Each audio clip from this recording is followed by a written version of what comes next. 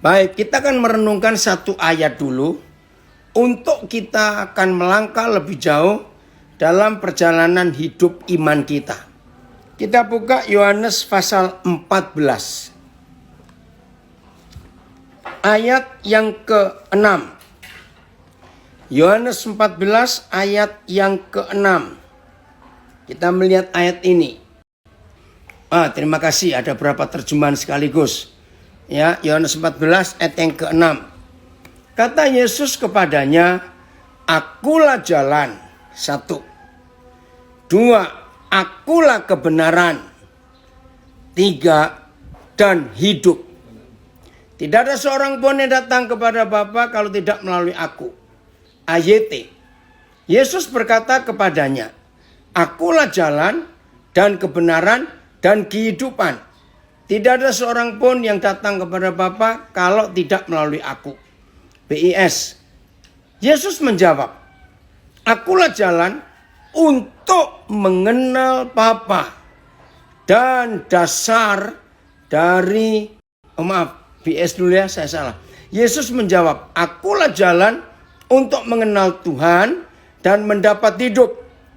Tidak seorang pun dapat datang kepada Bapa kalau tidak melalui aku." TSI. Lalu Yesus menjawab, "Akulah jalan menuju kepada Bapa dan dasar dari semua ajaran benar yang memberikan hidup kekal. Siapapun tidak bisa datang kepada Bapa kecuali melalui aku." Yesus berkata kepadanya, "Akulah jalan dan kebenaran dan hidup. Tidak seorang pun datang kepada Bapa jika tidak melalui aku." Baik, saya baca dari 5 terjemahan ini. Saudara, seringkali perkataan Tuhan Yesus ini, hanya ditafsirkan, hanya digunakan bicara tentang satu agama. Sehingga tidak sedikit, kefanatikan yang mengaku dirinya murid Yesus karena salah mengerti menerjemahkan firman ini. Memang tidak ada seorang pun yang bisa tahu jalan ke surga kalau tidak ada orang yang pernah dari surga duluan ke sini. Ya, saya ulangi.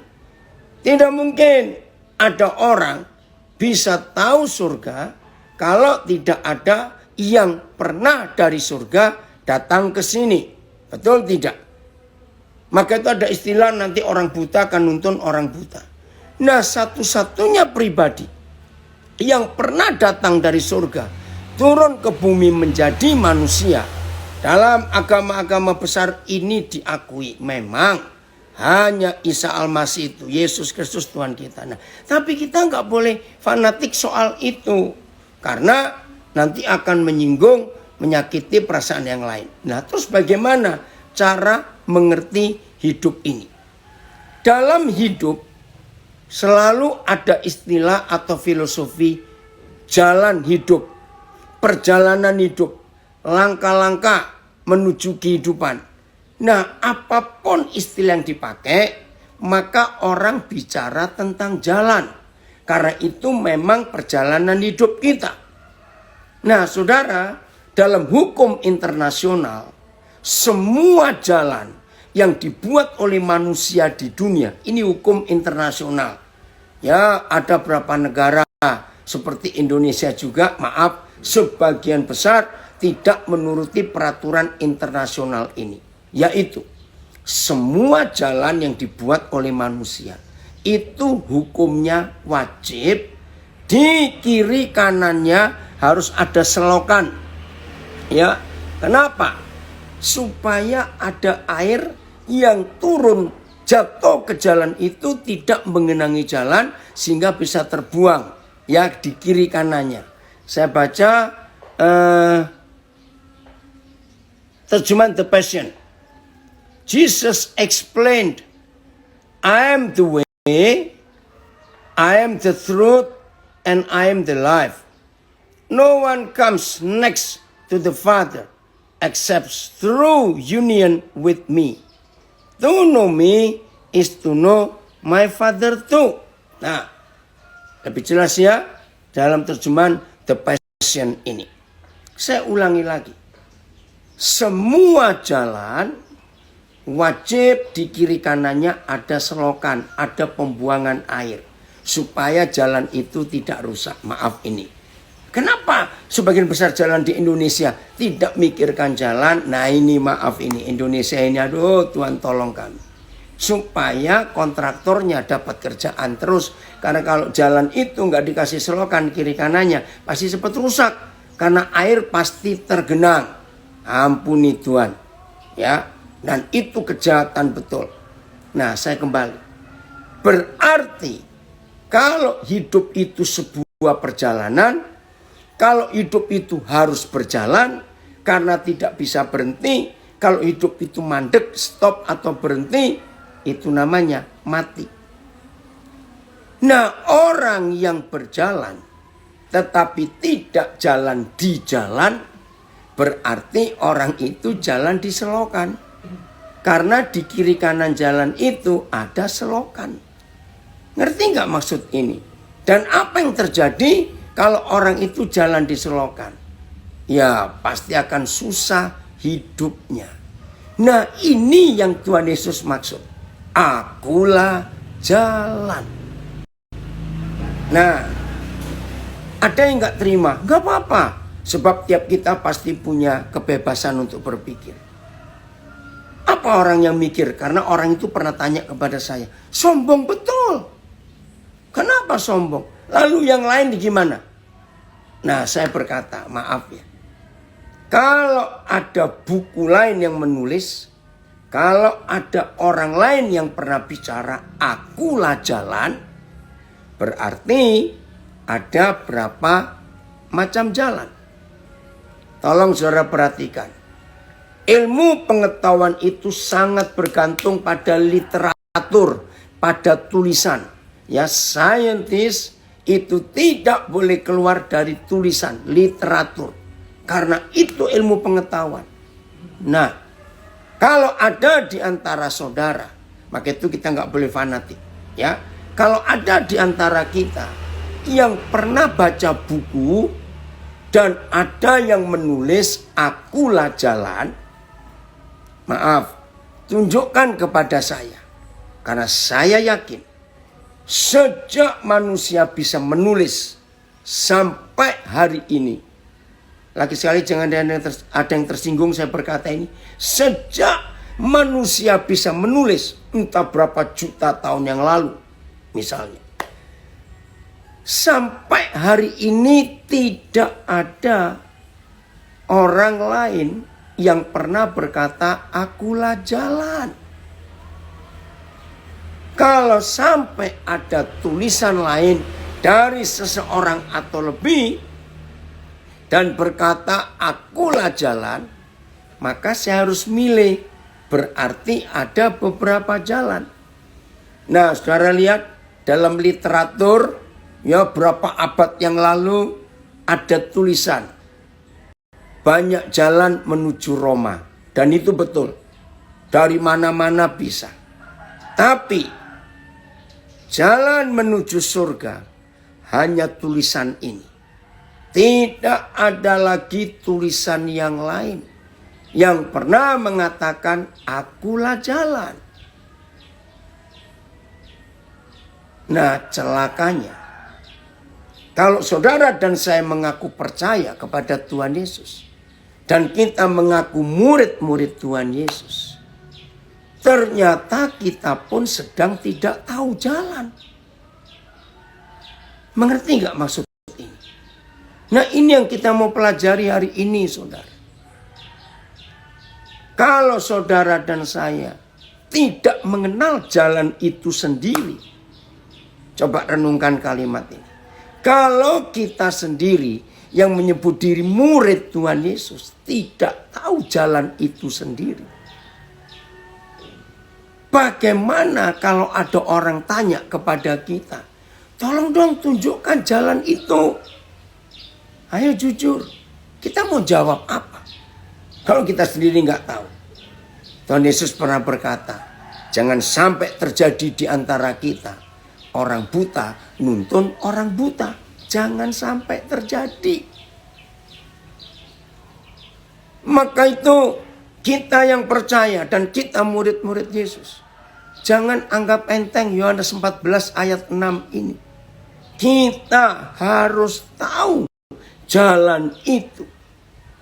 Maka itu terjemahan The Passion bagus. To know me, untuk mengenal aku, kata Tuhan Yesus, adalah to know my Father too. Yaitu mengenal Papa juga. Saudara perhatikan ini. Yohanes 14 ayat 6. Jangan dijadikan salah mengerti. Tapi ini prinsip hidup kita. Bahwa tidak ada manusia lain di dunia yang pernah berkata, akulah jalan. Selain Tuhan Yesus. Berarti ya cuma satu ini jalannya. Karena gak ada yang lain bicara. Nah saudara dan saya harus jalan di jalan. Namanya hidup itu berjalan. Maaf, walaupun orang lumpuh tetap berjalan. Pakai kursi roda. Kan itu jalan. Dan hidup itu maju. Bukan mundur. Nah begitu saudara dan saya berjalan di jalan itu. Yaitu untuk menuntun ke tempat terakhir dari hidup semua manusia. Maka kalau kita kenal jalan itu. Dan ada orang tanya ingin ke tempat yang sama. Yang tujuan kita akan capai. Maka saudara dan saya bisa menerangkan. Oh begini jalannya untuk ke sana. Maka itu mengenal. To know me is to know my Father too. Mengenal aku. Mengenal jalan hidup. Itu juga mengenal Bapakku juga. Wih, ini luar biasa. Nah, kita tinggalkan dulu Yohanes 14 ayat 6. Kita buka Yohanes 17 ayat 3. Yohanes 17 ayat 3. Yohanes 17 ayat 3. Kita melihat ini. Perhatikan ya, saya baca berapa terjemahan. Inilah hidup yang kekal itu. Nah, bagi saudara yang selama ini masih sulit membayangkan hidup yang kekal itu bagaimana. Karena dari hampir semua khotbah, pokoknya hidup selama-lamanya jutaan tahun. Bukan. Ini gak bicara soal waktu. Hidup yang kekal itu bukan soal waktu. Lihat ayat ini. Inilah hidup yang kekal itu. Yaitu bahwa manusia mengenal engkau, Bapa di surga, satu-satunya Tuhan yang benar, dan mengenal Yesus Kristus yang telah engkau utus. Wih, ini luar biasa.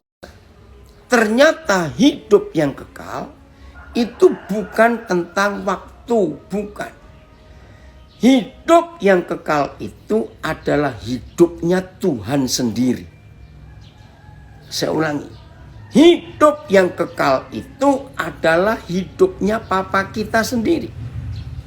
Nah, hidup yang kekal itu adalah hidup ya di kekekalan, di surga itu.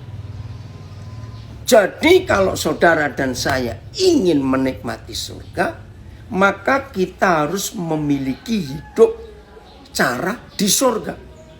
Begini logikanya ya, karena dulu saya masih kecil, saya tuh pelihara binatang, nggak tahu kenapa. Dari kecil Tuhan beri saya perasaan, saya ternak, netaskan ayam petelur, ayam kampung dulu ya. Waktu saya masih SD ya, lalu saya tetaskan, aduh senang sekali saudara. 3 minggu, tuh 21 hari, itu pasti netas telur itu. Saya juga pelihara ikan, menernakan ikan, aduh pokoknya ada burung yang di pon ya, di sarang itu saya lihat telurnya. Menyenangkan sekali. Nah suatu kali saudara, ada ikan yang saya sayangi, dia itu sakit. Nah sakitnya kenapa? Dia diam, kadang-kadang dia terbalik. Kalau ya maka kita yang belum tahu ikan, kalau ikan sudah terbalik badannya tapi masih bisa gerak, dia sakit. Aduh saya kasihan sekali. Tapi saya nggak ngerti. Ya waktu itu nggak kepikir bawa ke dokter hewan, nggak kepikir masih kecil. Aduh sedih. Ketika saya panik, tiba-tiba saya tuh muncul pikiran begini loh. Aduh, seandainya saya itu bisa memiliki hidupnya ikan, tujuannya kalau saya punya hidupnya ikan, maka saya bisa hidup di dalam air. Nah, kalau saya bisa hidup di dalam air, maka saya punya bahasa ikan. Saya tanya, ikan ini sakit apa? Ya, itu logika anak-anak. Ya, tapi nggak mungkin. Nah, hidup yang kekal adalah prinsip itu. Kalau saudara dan saya bisa ingin hidup di air tanpa oksigen, snorkeling atau alat-alat itu ya, tabung oksigen, yang miliki hidupnya ikan.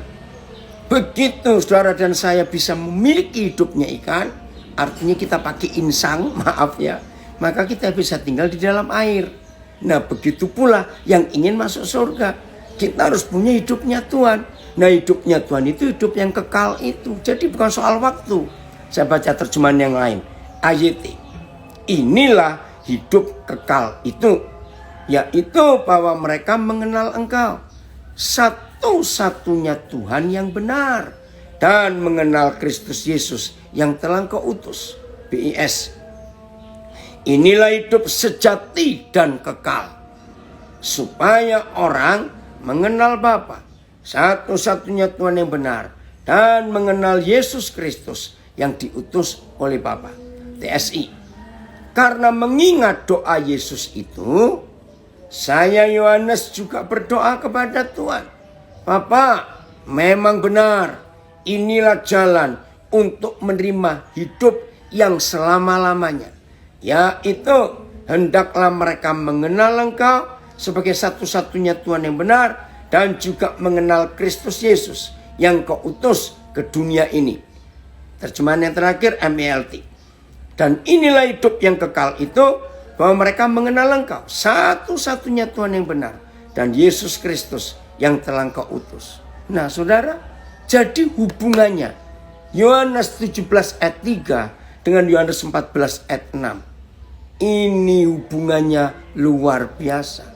Jadi kalau saudara dan saya tetap jalan di jalan, yaitu hidup sang jalan itu sendiri, pasti kita akan mengenal Bapa di surga.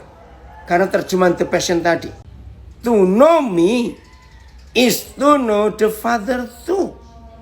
Jadi untuk mengenal Yesus itu artinya kita juga otomatis sama mengenal Bapa. Nah, begitu saudara dan saya mengenal Dia sebagai Bapa dan Yesus yang diutus, maka sejak hari itu saudara dan saya otomatis memiliki cara hidupnya Bapa di surga. Begitu saudara dan saya sudah memiliki hidupnya Tuhan kita, maka surga itu sudah gak jauh dengan kita. Karena kita sudah memiliki hidup kekal itu. Jadi yang masih khotbah, oh hidup kekal itu setelah mati, nanti kita di surga, oh nanti kita gini. Enggak, itu masih di bumi ini. Karena kita mengenal Dia, jalan di jalan itu.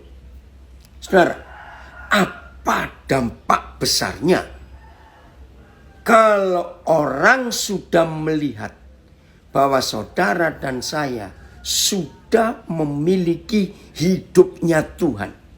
Renungkan tadi, kalau kita ingin bisa hidup di air tanpa alat oksigen,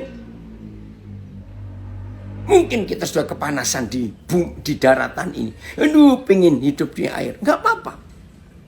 Berusahalah untuk memiliki hidupnya ikan. Ya gimana caranya jangan tanya saya. Begitu kita dapat memiliki hidupnya ikan, paru-paru kita diganti insang misalnya, maka kita bisa pindah menikmati hidup di dalam air. Nah, jadi begitu saudara dan saya sudah mengenal Bapa, mengenal Tuhan Yesus, berarti saudara dan saya sudah hidup kekal, yaitu hidup menikmati surga walaupun masih di bumi. Maaf kalau ada yang masih belum percaya, nggak apa-apa ya. Tapi belajar dari seluruh Alkitab, Musa adalah contoh yang paling gampang untuk belajar menikmati hidup yang kekal. Musa. Apa itu? 40 hari 40 malam. Dia di Gunung Sinai berjumpa dengan Yahweh Tuhan. Saudara, dalam banyak terjemahan yang saya baca, ternyata 40 hari 40 malam Musa itu nggak sadar. Apalagi di zaman itu belum ada jam, belum ada kalender, tanggalan belum ada. Jadi ternyata Musa itu nggak sadar kalau itu sudah 40 hari 40 malam. Loh, kenapa dia bisa nggak sadar? Karena begitu Musa mendengar Papa memanggil, Musa, kamu naik. Aku ingin jumpa engkau. Naiklah Musa ke gunung itu. Begitu Musa naik ke gunung itu, dia tidak sadar, dia tidak tahu, ternyata dia disedot masuk ke hadirat Papa Yahweh. Sedot, Musa dihisap, tapi dia masih di gunung itu.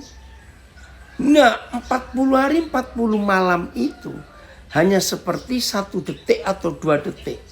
Musa nggak tahu. Nah, izinkan saya mengatakan ini. Musa adalah orang, manusia seperti kita yang tercatat sudah mengalami hidup yang kekal selama masih di dunia ini. Karena apa? Selama 40 hari 40 malam itu Musa tidak tidur, tidak makan, tidak minum, tidak kencing, tidak BAB, tidak ngapa-ngapain. Metabolisme tubuh manusianya sudah ditelan habis dalam hadirat Tuhan itu. Pertama, Roh Kudus ngajar ini. Terus terang, logika saya sulit menerima. Bagaimana bisa? Saudara, ketika Papa tahu saya kesulitan mencerna hidup Musa itu, tiba-tiba klik, ada ide. Saya ini dari dulu senang memperhatikan hidup astronot. Perhatikan ya, astronot itu orang seperti kita, cuma sudah dilatih, disekolahkan, dididik untuk bisa hidup di luar angkasa. Dan dalam beberapa kasus astronot Rusia, astronot Amerika, ya berapa negara Eropa, itu bisa berbulan-bulan hidup di luar angkasa. Masih manusia seperti kita. Tetapi mereka sudah tidak hidup di bawah gravitasi bumi.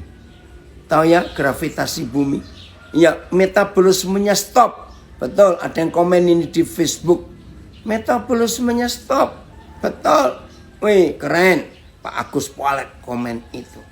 Karena apa? Disedot, dihisap dalam hadirat Tuhan. Nah, astronot, saudara renungkan. Mereka masih 100% manusia seperti kita. Saya ulangi, astronot itu 100% masih seperti kita. Tapi metabolismenya sudah berubah. Sebab tidak ada gaya tarik gravitasi bumi. Maka itu di sana mereka melayang.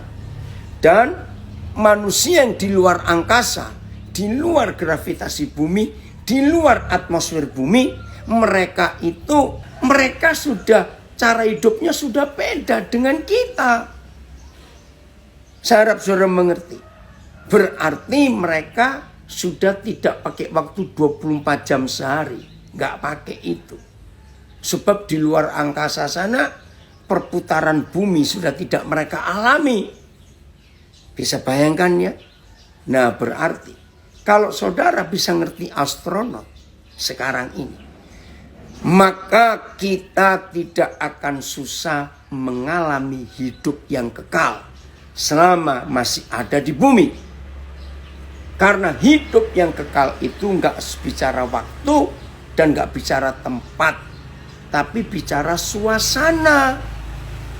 Oh, Roh Kudus tolong kami semua. Itulah Yesus, akulah jalan, akulah kebenaran, akulah hidup. Sudah bukan hidup di dunia ini lagi. Berubah hidupnya. Astronot tidak pakai jam tidur kayak kita 8 jam. Normalnya tidak. Makannya pun nggak berapa piring. Tidak. Wih, susah sekali di sana. Maaf, gimana pembuangannya? Mereka cuma makan pakai pil, kapsul. Airnya pun kalau minum nggak gluk-gluk kayak kita. Sehari harus 2 liter. Tidak. Beda semuanya. Tapi tetap manusia. Pola hidup, cara hidup sudah berubah semuanya. Nah, seperti itu yang Tuhan mau atas hidup kita. Menikmati hidup yang kekal itu. Oke, ayat berikut. Kolose pasal 3. Ya, Kolose pasal 3. Mulai ayat 1. Ini astronot itu. Maka mulai hari ini kalau saudara dan saya bisa hidup dalam hadirat Tuhan. Kita disedot masuk. Menikmati alam roh, alam surgawi. Hidup ini luar biasa. Karena itu, saudara tahu kata karena berarti ada alasan, ada sesuatu. Karena itu, kalau saudara dan saya dibangkitkan bersama Kristus, nah ini kan sudah terjadi. Karena kita percaya Dia, berarti kita sudah dibangkitkan. Nah, saudara renungkan kata dibangkitkan. Itu artinya kita pernah mati. Tapi dihidupkan lagi. Puji Tuhan. Saya nggak tahu, saudara ngikuti nggak berapa hari terakhir ini, entah itu benar atau tidak, tapi luar biasa.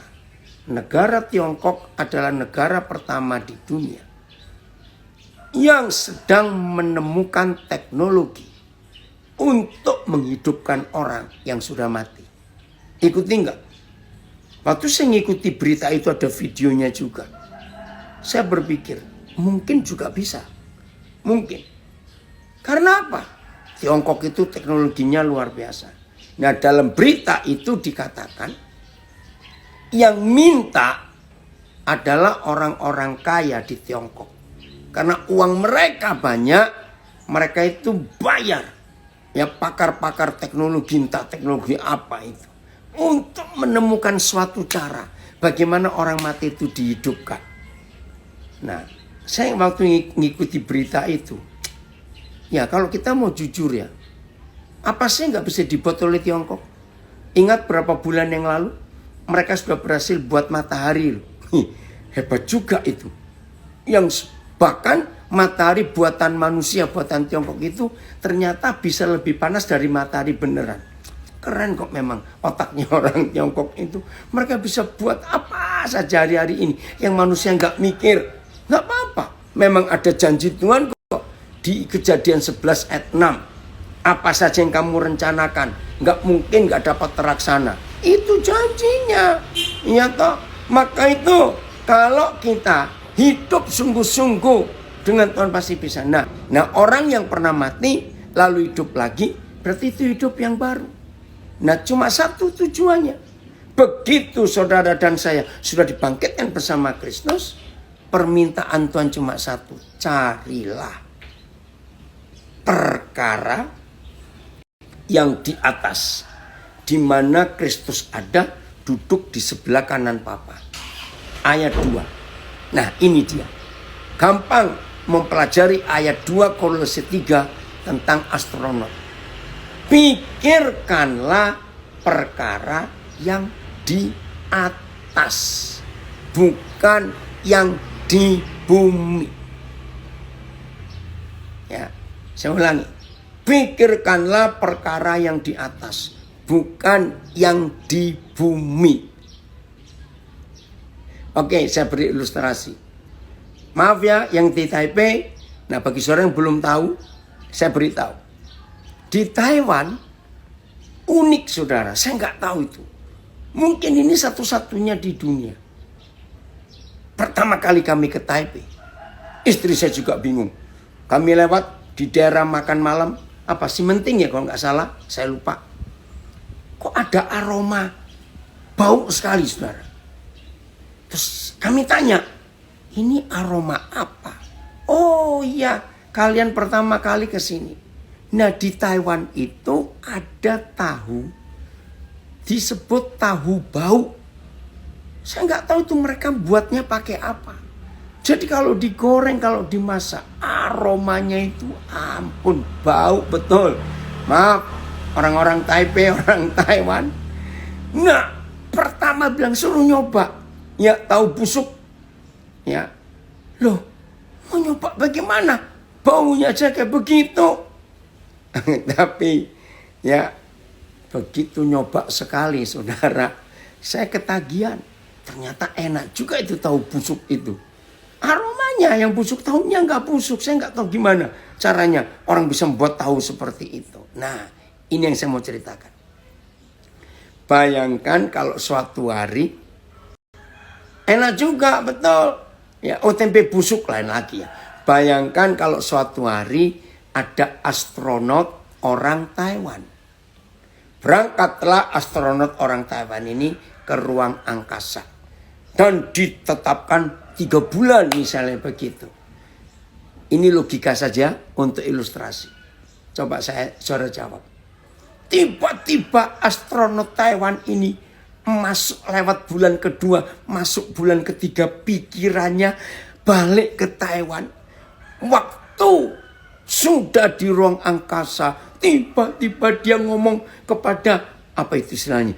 Apa itu yang nunggu di bumi? Aduh, bisa nggak dikirim tahu busuk ke sini? Ngerti nggak ilustrasi ini? Nggak mungkin dong.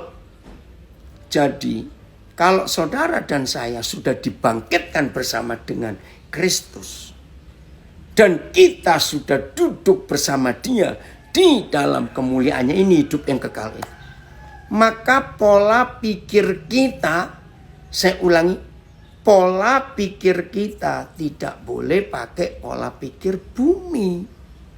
Ya sudah, pola pikir yang di sana. Nah, itu yang Musa alami. 40 hari 40 malam di Gunung Sinai itu, dia sudah nggak mikir apa-apa lagi. Bahkan mana yang tiap pagi turun, mana yang tiap pagi turun, yang jadi makanan pokok bangsa itu, Musa nggak dapat lagi 40 hari itu. Karena dia nggak makan apa-apa. Karena dia nggak sadar kalau sudah 40 hari. Saudara cobalah bayangkan. Betapa indahnya hidup kita sebagai orang Kristen, sebagai murid-murid Tuhan Yesus. Kalau kita bisa hidup seperti ini, kita masih menginjak tanah. Kita masih mikir banyak masalah dalam hidup. Masih banyak tantangan, kesulitan yang kita hadapi. Kita harus hadapi tantangan ini. Tapi waktu yang kita pakai bukan waktu 24 jam. Suasana yang kita pakai bukan suasana dunia ini. Semua pola pikir kita pun bukan pola pikir dunia ini. Semua sudah memakai pikiran, dalam tanda kutip astronot, ruang angkasa. Bukan yang di bumi ini. Coba renungkan sebentar. Betapa luar biasanya hidup yang seperti ini. Keren gak saudara? Wih, keren, luar biasa. Maka itu ayo mulai hari ini pola pikir kita berubah. Mau ya? Nah, jadi masalah besarnya cuma pola pikir ini. Mindset kita, kalau istilah asingnya. Jadi mindset kita ini yang menentukan kita ini siapa dan kita ini apa. Maaf. Orang yang mindsetnya uang. Duit. Maaf. Maka semua eksistensi hidupnya adalah uang. Dia mikir apa saja, dia bicara apa saja, dia merasa apa saja, dia mendengar apa saja, dia berkata apa saja. Tidak lari dari uang. Maaf. Orang yang mindsetnya pada perzinahan, percabulan, pada seks. Maaf.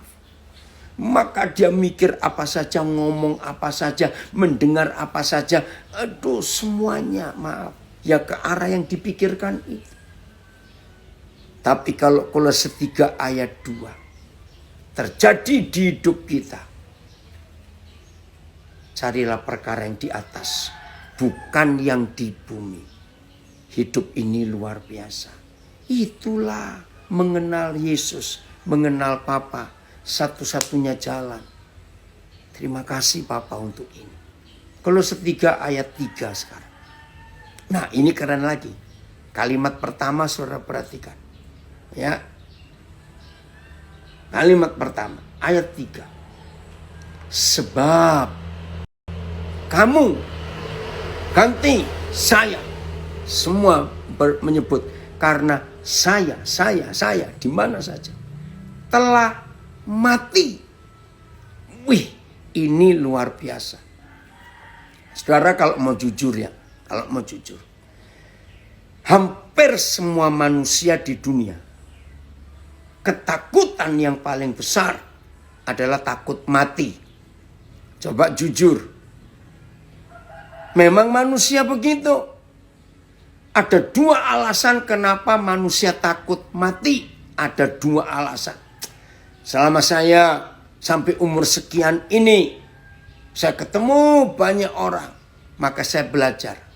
Takutnya orang dengan kematian itu ternyata alasannya ada 2. Ya, saya tunjukkan. 1, karena setelah mati, naluri manusia itu memberitahu ada kehidupan lagi di situ. Ya, orang komunis, orang ateis yang gak percaya Tuhan sekalipun tetap mengakui bahwa suara hatinya gak bisa bohong. Kalau sudah mati, pasti ada kehidupan lain.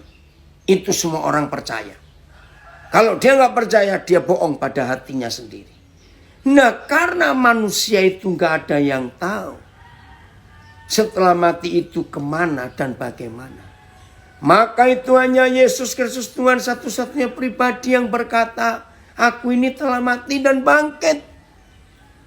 Aku ini yang pernah dari surga dan tahu jalan ke surga. Itu alasan pertama kenapa orang takut mati. Karena sadar ada sesuatu kehidupan lain di balik kematian. Berarti yang sudah tahu setelah mati itu kemana dan ada apa, orang itu gak takut mati. Ya, nomor 2. Kenapa orang takut mati? Biasanya, maaf ini ya jangan tersinggung. Biasanya, orang kaya atau orang miskin ya takut mati? Pasti orang kaya. Loh kenapa orang kaya takut mati? Ya habis mikir kekayaannya bagaimana nanti. Orang miskin gak pernah takut mati. Maaf ya, jangan tersinggung. Kalau ada seorang istri divonis dokter sakit parah, ini kaya, orang kaya. Jangan tersinggung, saya cuma beri ilustrasi. Aduh, umurnya nggak panjang lagi. Maaf.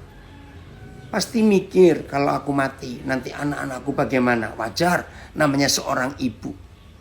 Tapi pikiran yang lain, kalau kaya, aduh, walaupun suamiku selama ini berjanji aku nggak akan nikah lagi. Namanya orang mana tau, maaf jangan tersinggung saya ngomong ini. Pasti dia mikir, wah nanti ada yang nikmati ini. Kalau sampai aku mati dan suamiku menikah lagi. Begitu pula sebaliknya. Kalau suaminya yang sakit keras dan divonis dokter nggak ada harapan. Pasti mikir. Jadi alasan kedua orang takut mati. Karena belum ada yang diselesaikan di dunia ini. Itu takut mati. Tapi kalau hari ini kita belajar menurut Kolose 3 ayat 3, semua kita yang sudah percaya Tuhan Yesus, kita dibangkitkan bersama Dia. Pikiran kita pikiran di atas. Dan dikatakan sebab kita telah mati. Coba renungkan pertanyaan ini. Lucu atau tidak? Kalau orang sudah mati tapi masih takut mati. Lucu. Berarti orang itu belum mati. Jadi ini harapan yang luar biasa. Nggak usah takut. Nggak usah takut. Berapa hari yang lalu, salah seorang saudara saya, dia memang divonis dokter kanker. Tapi saya kagum, semangat hidupnya luar biasa. Nah, akhirnya dia punya komunitas orang-orang yang kena kanker. Oh ya, punya komunitas. Nah, dalam komunitas itu ternyata begini. tidak sedikit orang yang takut mati. Terus dia tanya, bagaimana cara saya jawab kepada mereka? Nah, saya jawab begini. Waduh, jawaban itu menolong sekali. Maaf ya, sampaikan kepada mereka. Kalau toh kita nggak kena kanker, kita bakal mati juga tidak? Ngerti ya pertanyaan ini? Kalau toh kita nggak kena kanker, kita kan bakal mati juga. Cuma tunggu waktu saja. Nah, untuk apa takut mati kalau kena kanker? Toh yang nggak kena kanker juga bisa mati. Hari-hari ini COVID merajalela lagi. Tadi sebelum mulai Zoom ini, saya juga punya komunitas namanya Komunitas Melawan COVID. Tiap hari saya dapat laporan. Siapa yang kena, yang positif lagi, siapa yang begini. Aduh, tiap hari kalau saya baca WhatsApp grup itu. Saudara perhatikan ini luar biasa. Orang itu nggak bisa menghindari kematian. Nah, saya bilang kepada komunitas kanker itu, daripada kalian mikir takut mati, kenapa nggak dibalik, nggak kanker juga mati? Nah, supaya timbul semangat hidup. Karena stres itu adalah makanan sel kanker. Betul tidak? Ayo bangkit sekarang ini. Apalagi dengan firman ini. Sebab kita telah mati. Ya sudah, kalau sudah mati ngapain takut mati? Hidup itu indah. Saudara, menurut Ibrani 9 ayat 27. Sama seperti semua manusia. 9:27 Ibrani. Sama seperti semua manusia ditetapkan untuk mati sekali. Setelah itu diadili, dihakimi. Saya berkata begini. Menjadi kaya atau menjadi miskin. Itu pasti atau tidak? Tidak. Tergantung orangnya. Menjadi sakit atau menjadi sehat, itu pun belum pasti. Menjadi bodoh atau menjadi pinter, itu pun belum pasti, tergantung. Mau sukses atau mau gagal, itu pun belum pasti, tergantung. Tapi satu-satunya yang pasti, di dunia ini. Ibrani 9 ayat 27. Saya ulangi lagi. Tetapi satu-satunya yang pasti di dunia ini adalah kematian, saudara. Saya baca karena dibuka oleh Aan. Dan sama seperti manusia ditetapkan untuk kematiannya satu kali saja. Dan sesudah itu dihakimi. Ya sudah, terjemahan AYT. Seperti manusia yang ditentukan untuk mati satu kali saja. Dan sesudah itu menghadap penghakiman. BIS. Tuhan sudah menetapkan bahwa manusia mati satu kali saja. Dan setelah itu diadili oleh Tuhan. Oh, tolong kami. TSI, memang Tuhan sudah menentukan bahwa kita manusia hidup matinya hanya satu kali saja. Dan sesudah itu kita diadili. Jadi ini kepastian hidup, yaitu mati. Ngapain kita takut mati? Kalau memang sudah pasti. Nah, buat saya, maka yang penting dipersiapkan oleh manusia dalam hidup adalah yang pasti. Jangan sibuk dengan yang tidak pasti. Yang pasti ini kita harus sibukkan. Karena itu nggak bisa ditawar lagi. Maka itu kalimat terakhir Yohanes 14 ayat 16 tadi. Tidak ada seorang pun yang sampai ke surga kalau nggak lewat aku. Maka itu hari ini mari semua kita yang tahu suatu kepastian, yaitu mati. Persiapkan hidup dengan baik. Jalanlah di jalan. Selama hidup jangan jalan bukan yang di jalan. Masuk got, masuk selokan. Nanti kita itu. Maka itu semua kita, saudara, nikmatilah hidup dengan pola pikir yang benar.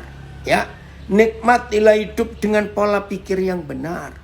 Yaitu pola pikir yang hidup sungguh-sungguh mentaati jalan itu. Ya, jelasnya untuk ini jadi indah sekali kalau saudara dan saya dalam hidup ini, aduh, berjalan betul bersama dengan Papa di surga. Nah sekarang mindset kita, pola pikir kita harus kita ubah dengan serius. Karena kalau pola pikir kita ini kita ubah dengan baik, hidup ini tenang, hidup itu indah, hidup itu menyenangkan, hidup itu menggairahkan, hidup itu ringan, hidup itu enak. Serius. Kalau kita mau menuruti, menjalani semua hukum yang Tuhan berikan buat kita. Terima kasih Papa untuk peraturan-peraturan yang Papa berikan buat kita. Dan kita harus ikuti, kita harus taati, tidak boleh tidak. Karena itu peraturan, itu hukum. Hebatnya, itulah cara Papa kita mengajar kita, mendidik kita. Oke, kita lanjutkan. Jadi sekarang mindset kita bagaimana? Kita letakkan di siapa? Kita letakkan di mana? Itu mindset kita. Contoh kecil saja, ya, jangan tersinggung. Orang yang main saham, ya, orang yang main saham, wajar nggak kalau semua konsentrasinya pikirannya ke saham itu? Jadi biasanya buka laptop, buka HP-nya, terus ngecek tiap saat naik turunnya. Dia memang itu kerjaannya. Nah, maka itu kita perlu tanya, mindset kita ada di mana? Astronot mindsetnya adalah di pesawat ruang angkasa yang mereka tinggali itu. Karena memang mereka sedang hidup di luar angkasa dan hidup di dalam pesawat ulang-alik itu, pesawat ruang angkasa itu. Nggak mungkin mereka bayangin nge-mall, ya pergi ke mall, atau bayangin makan apa, nggak mungkin, nggak bisa. Nah, inilah konsepnya. Bagaimana kita merubah mindset kita. Letakkan di mana mindset kita ini. Maka kalau kita bisa hidup seperti itu, hidup ini dahsyat, hidup ini luar biasa. 2 Korintus 10 mulai ayat 4. Jadi medan perang kita di mindset ini. 2 Korintus 10 mulai ayat yang keempat. Ayo kita perhatikan. Oke, ini ada komen dari Samarinda. Untuk menang atas hidup ini, nikmatilah ketidaknikmatan itu dengan senikmat-nikmatnya. Betul, itulah pola pikir surgawi. 2 Korintus 10 ayat 4 sampai ayat 6 kita baca. Karena senjata kami dalam perjuangan, saya tambahkan, karena senjata kami dalam perjuangan hidup ini perjuangan, saudara. Hidup ini gak bisa malas-malas, hidup ini gak bisa santai. Satu, kita berjuang dengan waktu. Waktu ini sekarang serasa makin cepat. Maka itu kalau hidup saudara dan saya tidak secepat jalannya waktu, kita ketinggalan. Itu saingan kita dengan waktu. Dan banyak lagi saingan yang lain. Maka itu senjata kita dalam perjuangan hidup ini bukanlah senjata duniawi, melainkan senjata yang diperlengkapi dengan kuasa Tuhan untuk sanggup untuk meruntuhkan benteng-benteng. Wih, bayangkan sebentar. Kalau ada mendengar kata benteng-benteng, wih, pasti itu peperangan. Ada negara yang bentengnya luar biasa. Wih, hebat menangkal udah. Nah, ada benteng-benteng yang kita harus hadapi. Apa itu benteng-benteng? Ayat 5. Kami mematakan setiap siasat orang dan merubuhkan setiap kubu yang dibangun oleh keangkuhan manusia untuk menentang pengenalan akan Tuhan. Kami menawan segala pikiran. Ini medan tempur kita. Dan menaklukkannya kepada Kristus. Kami meruntuhkan, nah kalau ayatnya jelas. Kami meruntuhkan pemikiran-pemikiran. Dan setiap hal tinggi yang dibangun oleh keangkuhan manusia. Untuk menentang pengenalan akan Tuhan. Kami menawan segala pikiran dan menaklukkannya kepada Kristus, BIS, dan mendobrak benteng-benteng kesombongan yang dibangun untuk menentang pengetahuan tentang Tuhan. Kami menawan pikiran orang-orang dan membuat mereka takluk kepada Kristus. TSI. Jadi kami merebut orang-orang yang sudah ditawan oleh iblis dan mengalahkan perdebatan musuh dan semua kesombongan manusia yang menjadi penghalang bagi manusia itu sendiri untuk mengenal Tuhan. Seperti pasukan tentara yang menawan musuh-musuh mereka, kami juga mengalahkan semua pikiran yang menentang ajaran tentang Kristus, supaya orang lain disiapkan untuk taat kepadanya. MLT, untuk meruntuhkan pemikiran-pemikiran dan setiap tempat tinggi yang diangkat melawan pengetahuan akan Tuhan, dan untuk menawan setiap akal ke dalam ketaatan Kristus. Terima kasih Tuhan. Kolose 3 ayat 2 tidak akan terjadi di hidup kita kalau kita sudah dibangkitkan bersama Kristus, duduk di sebelah kanan Bapa di surga. Maka mindset kita, pola pikir kita harus pola pikir surgawi, bukan yang di bumi. Walaupun kita masih hidup di bumi. Begini memudahkannya ya. Kiranya kalau masih ada yang bingung dengan penjelasan ini, jelas. Lihat, hidup kita kan dari 3 hal ini: roh, jiwa, dan tubuh. Ya, roh, jiwa, dan tubuh. Nah, bentuknya begini. Roh ini selalu berdiri sendiri, tapi jiwa dengan tubuh selalu bersatu. Ya, jiwa dan tubuh selalu bersatu, roh ini sendiri. Coba lihat ini ya. Nah, tubuh dan jiwa itu dibuat dari bumi, dari tanah. Maka itu untuk memuaskan tubuh itu harus diisi makanan dan minuman, karena ini fisik tubuh ya. Nah, makanan dan minuman itu tidak bisa diambil dari udara. Itu diambil dari dalam tanah. Ada tumbuh-tumbuhan, buah-buahan, sayur, biji-bijian, air dari tanah untuk kita minum. Betul ya? Kita punya mobil, punya rumah, punya alat-alat untuk hidup, komputer, rice cooker, semuanya, handphone. Sudah tahu nggak materialnya dari mana? Dari tanah. Besi, aluminium, stainless, ya, baja. Itu dari bumi semua. Itu kepuasan jasmani. Baju kita pakai. Sebelum ada polyester sintetis, maka orang pakai kapas. Dipintal. Nah, kapasnya tumbuh dari mana? Dari bumi. Maka itu roh dengan tubuh, jiwa dengan tubuh tidak bisa puas kalau nggak diambil dari bumi, karena asal kita dari situ. Tapi roh ini berasal dari surga. Kejadian 2 ayat yang ke-7. Maka Tuhan mengembuskan roh ke hidung manusia, kita hidup. Nah, sekarang kita tahu bedanya. Hidup fisik harus dari bumi. Hidup roh dari surga. Jadi kita harus bedakan ini supaya kita menang. Maka itu Tuhan mengajar kita puasa untuk melatih fisik ini, enggak kita turuti senantiasa. Nah, banyak orang yang salah. Puasa dikira mogok makan ke surga. Terus Tuhan bilang, aduh daripada kamu mati kelaparan, aku turutilah permintaanmu. Bukan begitu. Puasa itu untuk melatih daging kita. Jelas ya?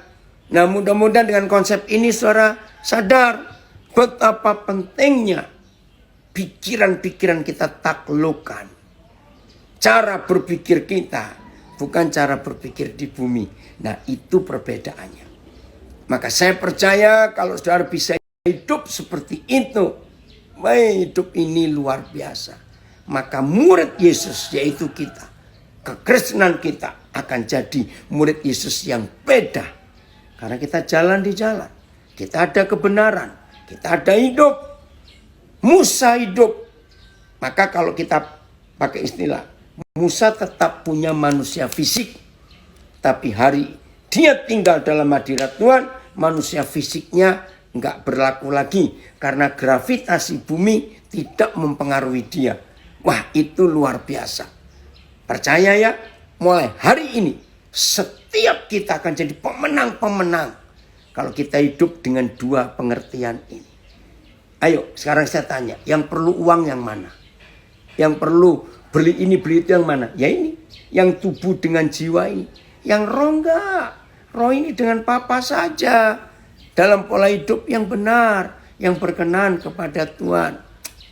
Wih, kalau hidup seperti ini, saudara, hebat. Ayat terakhir, 2 Korintus 4,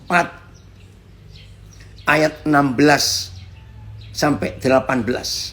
Ini ayat yang terakhir, 2 Korintus 4, ayat 16 sampai 18. Pak, terima kasih Papa, kami punya hidup yang benar. Sampai 18. Ya. Sebab itu kami tidak tawar hati. Seharusnya tawar hati. Tetapi meskipun manusia lahiriah kami, manusia jasmani semakin merosot. Namun manusia batinia kami diparui dari sehari ke sehari. Maafkan saya.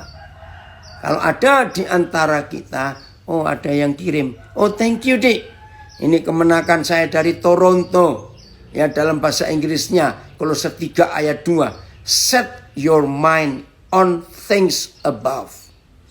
Set, mainkan, pasangkan pikiran kita untuk Allah di atas, not on things that are on earth. Luar biasa. Thank you so much. Ini dari Toronto. Ya. Nah, ini pola pikir kita. Nah, 2 Korintus 4:16. Ya. Sebab itu kami tidak tawar hati meskipun manusia lahiriah kami makin merosot. Maaf. Seandainya ada di antara kita yang sedang belajar bersama-sama, masih mikir, nggak puas dengan penampilannya. Kok aku makin gini, kok aku makin begitu. Aduh, wajahku makin begini, makin begitu. Saudara mau berusaha, mau operasi plastik, mau sedot lemak, mau ini, mau itu. Hari ini saya pesan, daripada buang-buang duit, maaf yang para ahli kecantikan, yang punya perusahaan pekerjaan untuk kecantikan, maafkan saya ya, saya cuma ngomong aja. Nggak ada gunanya, mau diapakan saja, kalau sudah tua yang makin merosot. Maka itu jangan sibuk dengan ini. Tapi manusia batin, nah ini manusia roh, ini yang diperbarui saudara. Ayat 17, sebab penderitaan ringan yang sekarang ini mengerjakan bagi kami kemuliaan kekal yang melebihi segala-galanya, jauh lebih besar daripada penderitaan kami. Betul. Maka itu suatu hari ini merosot. Suatu hari kita sampai pada titik, bukan lagi koma. Akhirnya habis tubuh ini. Nggak apa-apa. Tapi kita akan punya kemuliaan kekal. 18. Sebab kami tidak memperhatikan yang kelihatan, melainkan yang tidak kelihatan. Karena yang kelihatan itu sementara, sedangkan yang tidak kelihatan kekal. Oh Roh Kudus, terima kasih Pak. Terima kasih. Kami diajarkan hal yang luar biasa ini. 5 terjemahan itu. Biarlah jadi perenungan kita. Ayat ini. Kami tidak memperhatikan hal-hal yang kelihatan, melainkan hal-hal yang tidak kelihatan. Sebab hal-hal yang kelihatan adalah sementara, sedangkan hal-hal yang tidak kelihatan adalah kekal. PS. Sebab kami tidak memperhatikan hal-hal yang kelihatan. Sama TSI. Jadi sekarang kami memikirkan hal-hal yang tidak kelihatan. Dan hal-hal yang kelihatan kami tidak pikirkan. Karena yang kelihatan hanya sementara saja. Tapi yang tidak kelihatan tahan sampai selama-lamanya. Puji Tuhan. Nah itulah roh. Ya, lihat ini. Itulah roh kita. Mari kita pisahkan mulai hari ini. Hidup kita ada 2 bagian. Yang jasmani, yang lahiriah, tubuh, dengan jiwa, pikiran-pikiran kita. Yang satu roh. Ya, ingat tubuh dengan jiwa dibuat dari tanah, maka hanya tanah bisa memuaskan. Yang roh dari surga. Maka kalau kita bisa hidup membedakan ini, hidup ini tiap hari itu indah, menyenangkan, menarik, berbahagia sekali semua kita ini. Puji Tuhan. Siap jadi pemenang? Taklukkan konsep berpikir mindset kita. Taklukkan. Pakai pikiran-pikiran surgawi. Bukan pikiran-pikiran bumi lagi. Tuhan Yesus memberkati kita semua. Selamat menjadi pelaku firman Tuhan. Maka kalau kita jadi pelaku firman Tuhan, hidup ini luar biasa.